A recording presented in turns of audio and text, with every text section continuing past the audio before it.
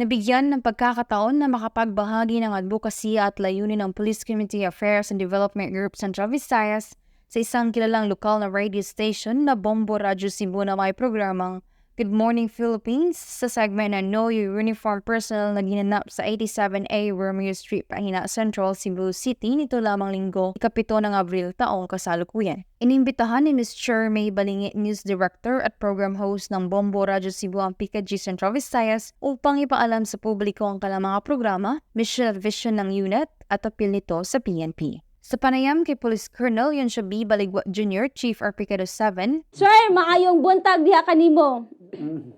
May buntag ma'am o may buntag Sir Fons.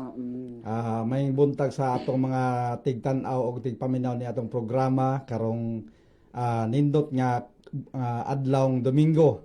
ipinaliwanag niya ang kalagahan ng PKG sa pagbuo ng isang ligtas at maayos na komunidad, pagtataguyod ng positibong imahe ng pulisya sa pamamagitan ng pagsasapubliko ng mga administrative at operational accomplishment ng bawat regional police offices tulad ng pagsasagawa ng iba't ibang aktibidad kagaya ng pakikisalamuha sa mga mamamayan, pagsasagawa ng outreach programs, cleanup drive, at iba pa. Sa kasalukuyan, ang social media ay isa sa pinakamahalagang plataforma upang maihatid ang impormasyon sa publiko. Ito ang lugar kung saan lumalabas ang maraming balita. Ang PKG ay nagbibigay ng tunay at totoong impormasyon tungkol sa mga tagumpay ng pulisya at ang kanilang mga proyekto upang mapanatili ang kaayusan at seguridad sa komunidad. We want them to know nga we are doing this one.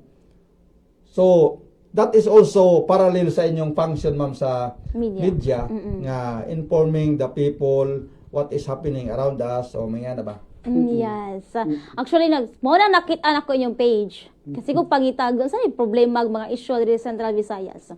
Inyong page ang permitting mo gawas.